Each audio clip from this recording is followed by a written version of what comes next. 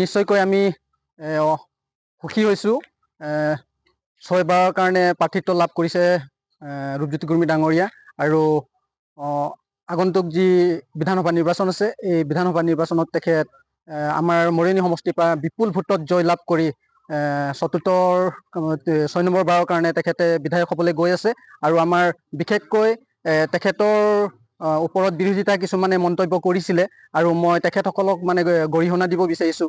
যিসকলে কৈছিলে যে ৰূপজ্যোতি কুৰ্মীৰ দ্বাৰা একো কাম হোৱা নাই তেনেকৈ মৰিয়নি সমষ্টিত, কিন্তু আমি নিজ চকুৰে দেখিছোঁ ৰূপজ্যোতি কুৰ্মীৰ দ্বাৰা বহুখিনি কাম, বহুত উন্নয়নমূলক কাম হৈ গৈছে। আৰু তেখেতসকলে মই মোৰ চিন্তাধাৰা কৈছোঁ, তেখেতসকলে মুখ্যম আঘাত তেখেতসকলে পাইছে বুলি মই ইতিমধ্যে গম পাইছোঁ।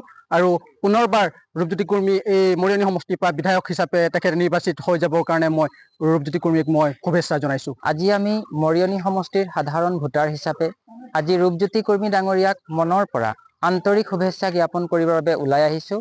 আমি ইতিমধ্যে গম পাইছোঁ যে ৰূপজ্যোতি কুৰ্মী ডাঙৰীয়া 6বাৰৰ বাবে আজি মৰিয়নি সমষ্টিত প্ৰাৰ্থিত্ব লাভ কৰিছে। কেৱল প্ৰাৰ্থিত্ব লাভ কৰাই নহয়, তেখেত 6বাৰৰ বাবে মৰিয়নি সমষ্টিৰ পৰা নিৰ্বাচিত হ'ব আৰু বিপুল ভোটত, গণিব নোৱাৰাকৈ ভোটত তেওঁ জয়যুক্ত হ'ব। আমি এই কথা বিশ্বাস কৰোঁ।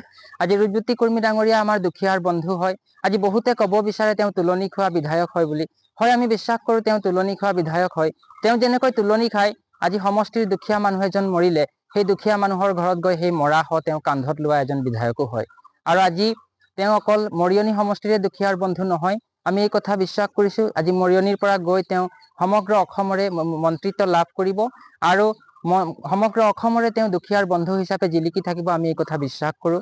আৰু লগতে আজি ডক্টৰ হিমন্ত বিশ্ব শৰ্মা ডাঙৰীয়া আমাৰ মুখ্যমন্ত্ৰীক আমি মনৰ পৰা আন্তৰিক ধন্যবাদ জ্ঞাপন কৰিছোঁ।